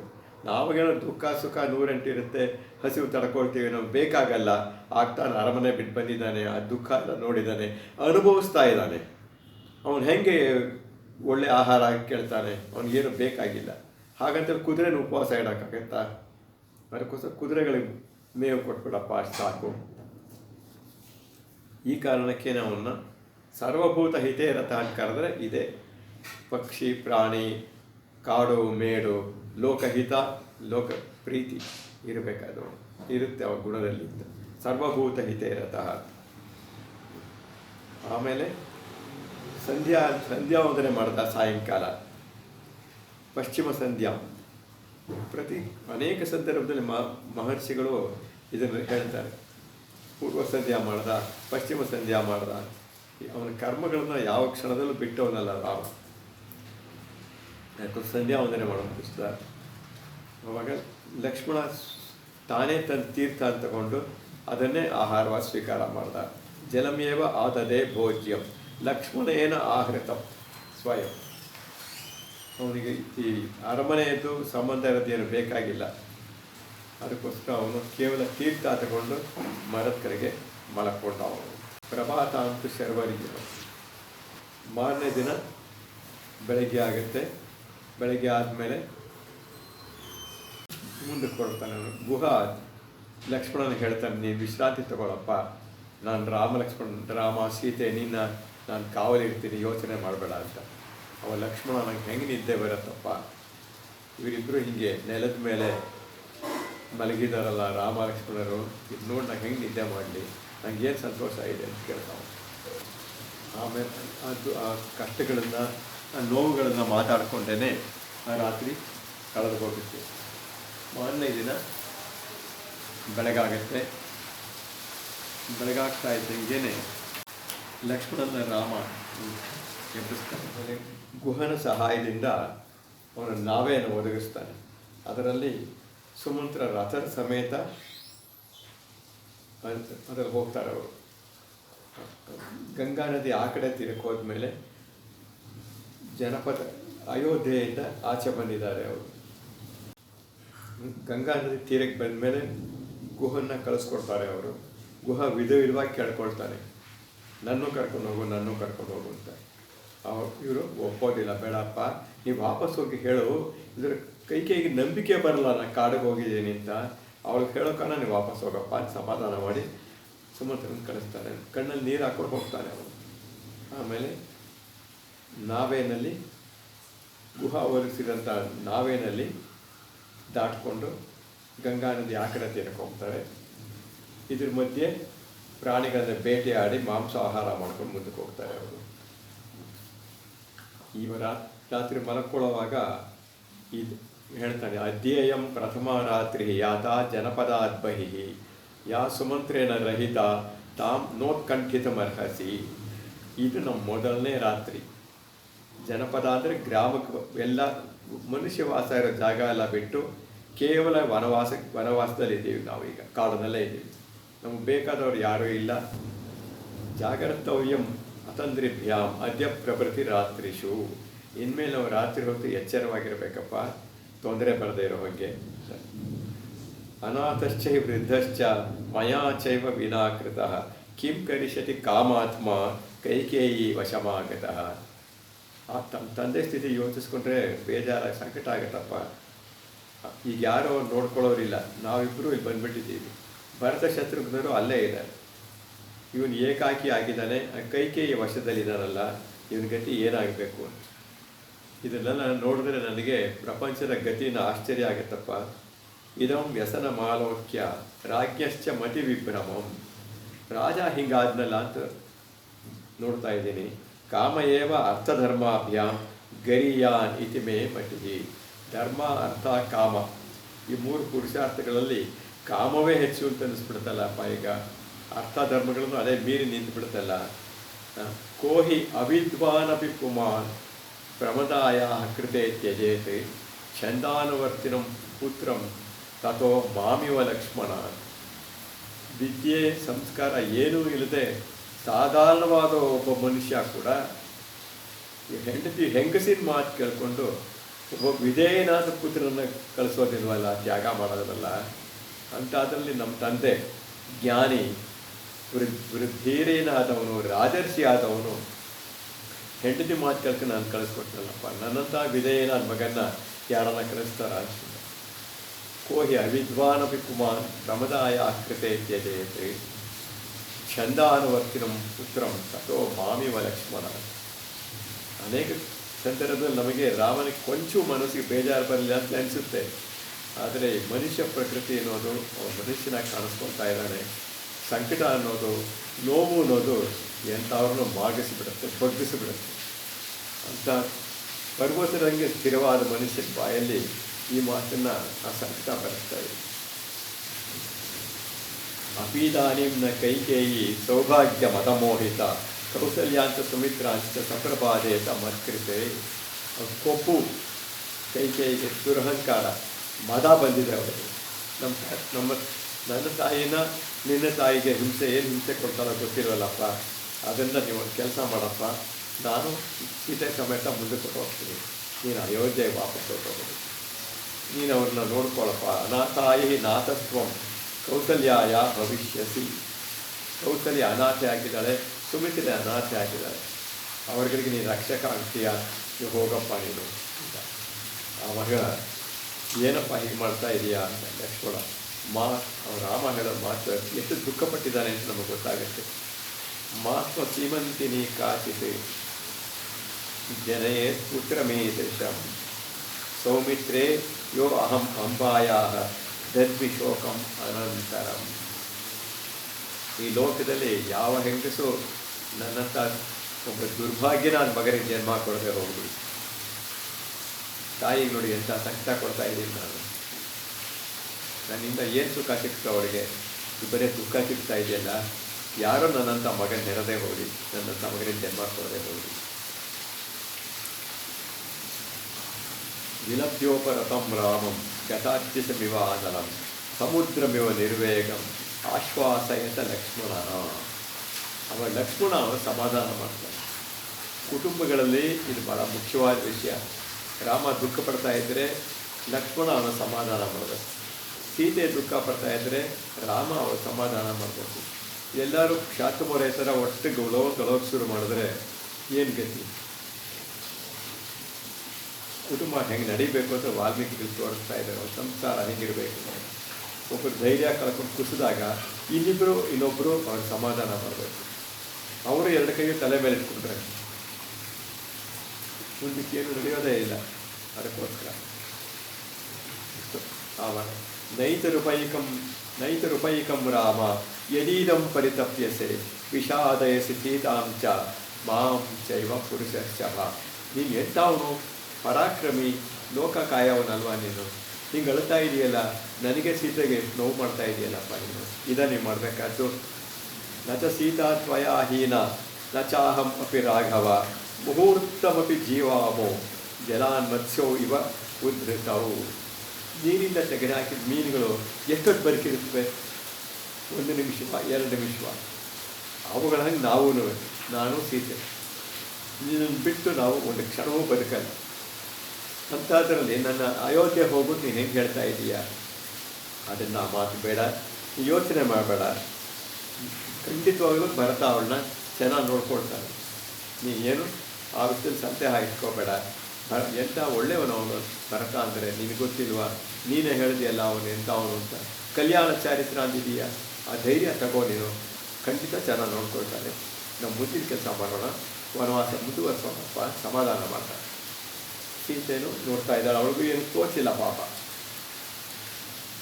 ಆಮೇಲೆ ಅವರು ಸ್ವಲ್ಪ ದೂರದಲ್ಲಿ ಭರದ್ವಾಜರ ಆಶ್ರಮ ನೋಡಿದ್ರು. ಅವರು ನೋಡಿ ಸೀತೆ ಜೊತೆನಲ್ಲಿ ಹೋಗಿ ಅವರು ನಮಸ್ಕಾರ ಮಾಡ್ತಾರೆ. ಅವರು ನನ್ನ ಪರಿಚಯ ಮಾಡಿಕೊಂಡು ಅವರ ಆಶೀರ್ವಾದ ತಗೊಳ್ತಾನೆ. ಮಿಕ್ಕಿದ್ದು ಮುಂದಕ್ಕೆ ನೋಡೋಣ. ಚಕ್ಕ ಸಾಕೇತ ವಾಸಾಯ ಚಿತ್ರಕೂಟ ವಿಹಾರಿಣೆ ಸೇವ್ಯಾಯ ಸರ್ವಯಮಿನಾಂ ಧೀರೋಧಾರಾಯ ಮಂಗಳಂ. ಮಂಗಳಾಶಾಸನ ಪರೈ ಮದಾಚಾರ್ಯ ಪುರೋಗಮೈ ಸರ್ವೈಶ್ಚ ಪೂರ್ವೈರಾಚಾರ್ಯೈ ಸತ್ಕೃತಾಯಾಸ್ತು ಮಂಗಳಂ. ಶ್ರೀರಾಮಚಂದ್ರ ಕಾಡಿಗೆ ಹೋಗುವಾಗ ಜನಗಳು ರಾಮನ ವಿರಹವನ್ನು ತಡೆಯದೆ ಅತ್ಯಂತ ಖಿನ್ನರಾಗಿರ್ತಾರೆ. ಅವರುಗಳ ವೇದನೆ ನೋಡೋಕ್ಕಾಗದೆ ಶ್ರೀರಾಮಚಂದ್ರ ಸುಮಂತ್ರನ ಕುರಿತು ವೇಗವಾಗಿ ರಥವನ್ನು ನಡೆಸು, ಈ ವೇದನೆ ನನ್ನಲ್ಲಿ ಸಹಿಸೋಕ್ಕಾಗಲ್ಲ ಅಂತ ಹೇಳ್ತಾನೆ. ಆಗ ಸುಮಂತ್ರನಿಗೆ ಇಕ್ಕಟ್ಟಾದಂತಹ ಪರಿಸ್ಥಿತಿ. ರಾಜ ಅವನು ತಿಷ್ಠ ಅಂತ ಹೇಳ್ತಾ ಇದ್ದಾನೆ. ತಿಷ್ಠೇತಿ ಅಂತ ಪದ ಹಾಕ್ತಾರೆ. ತಿಷ್ಠೇತಿ ರಾಜ ಚುಕ್ರೋಶ ಯಾಹಿ ಚ ರಾಘವ. ನಿಲ್ಲು ನಿಲ್ಲು ಅಂತ ಹೇಳ್ತಾ ಇದ್ದಾನೆ ದಶರಥ ರಾಜ. ಆದರೆ ರಾಮಚಂದ್ರ ವೇಗವಾಗಿ ಹೋಗು ಅಂತ ಹೇಳ್ತಾ ಇದ್ದಾನೆ. ಅವನಿಗೆ ಸುಮಂತ್ರ ಇದ್ದಾನಲ್ಲ, ಅವನಿಗೆ ಚಕ್ರಗಳ ಮಧ್ಯದಲ್ಲಿ ಸಿಕ್ಕಾಕೊಂಡಂತೆ, ಚಕ್ರಗಳ ಅಂತರದಲ್ಲಿ ಸಿಕ್ಕಾಕೊಂಡಂತೆ ಆಯಿತು. ನಾಳೆ ರಾಜನಿಗೆ ನಾನು ಹೋಗಿ ಉತ್ತರ ಕೊಡಬೇಕಲ್ಲ, ಏನು ಹೇಳಲಿ ಅಂತಂದಾಗ ನಾಶ್ರೌಷಂ ಇತಿ ರಾಜಾನನ್ ಉಪಲಬ್ಧೋ ಭಕ್ಷ್ಯಸಿ, ರಾಜನಲ್ಲಿ ಹೋಗಿದ್ದೆ ಕೇಳಲಿಲ್ಲ ಅಂತ ಹೇಳಿಬಿಡು ಅಂತ ಹೇಳ್ತಾನೆ. ರಾಜನ ಮಾತು ಕೇಳಿರೋದ್ರಿಂದಲೇ ನಿಧಾನಕ್ಕೆ ಹೋಗಬೇಕು ಅಂತ ರಾಜನ ಆಜ್ಞೆ ಆಗಿದೆ, ನೀನು ಹೇಗೆ ವೇಗವಾಗಿ ಹೋಗು ಅಂತ ಹೇಳಬಹುದು ಅಂತಲೇ ಅವನ ಪ್ರಶ್ನೆ. ಕೇಳಲಿಲ್ಲ ಅಂತ ಹೇಳಿಬಿಡು ಅಂತಂದರೆ ಇದು ಆ ಸಂದರ್ಭಕ್ಕೆ ಉಚಿತವಾಗಿ ಎಲ್ಲರ ಶ್ರೇಯಸ್ಸನ್ನು ನೋಡಿ ಹೇಳೋದರಿಂದ ಅದು ಸುಳ್ಳಾಗೋಲ್ಲ ಎಂಬುದಾಗಿ ವೈಸ್ಲೈ ಅನ್ನುವಂತಹ ವೈಭವವನ್ನು ಶ್ರೀನಿವಾಸನರವರು ಕೊಟ್ಟಿದ್ದಾರೆ. ತಿರುಕುಳನಾಡವನು ಹೇಳೋರು ಸುಳ್ಳು ಹೇಳೋದಕ್ಕೆ ಪ್ರಚೋದನೆ ಮಾಡಲಿಲ್ಲ, ಸತ್ಯವನ್ನೇ ಹೇಳೋಕೆ ಹೇಳ್ದ. ಕೇಳೋದು ಅಂತಂದರೆ ಕೇಳಿದಂತೆ ನಡೆಯೋದು ಅನ್ನೋ ತಾತ್ಪರ್ಯ. ನೀವು ಹೇಳಿದ್ರಿ, ನಾನು ಆ ರೀತಿ ನಡೆಯಲಿಲ್ಲ ಅಂತ ಸತ್ಯವನ್ನೇ ಹೇಳು ಅಂತ ಶ್ರೀರಾಮಚಂದ್ರ ಸತ್ಯವನ್ನೇ ಆಡೋದಕ್ಕೆ ಪ್ರಚೋದನೆ ಮಾಡ್ದ ಅಂತ ಅದಕ್ಕೆ ಉತ್ತರ ಕೊಡೋರು. ತುಂಬ ಉತ್ತಮವಾದಂತಹ ಈ ವೃತ್ತಾಂತಗಳೆಲ್ಲವೂ ಕೂಡ ಶ್ರೀಮದ್ ರಾಮಾಯಣದಲ್ಲಿ ಅನುಭವಿಸೋದಕ್ಕೆ ಅವಕಾಶಗಳಿದೆ. ಎಲ್ಲರೂ ಕೂಡಿ ಇದ್ದು ಅನುಭವಿಸಿ, ಇಷ್ಟಮಿತ್ರ ಬಂಧುಗಳೊಂದಿಗೆ ಸೇರಿ ಇದ್ದು ಅನುಭವಿಸಿ ತುಂಬ ಸಂತೋಷ.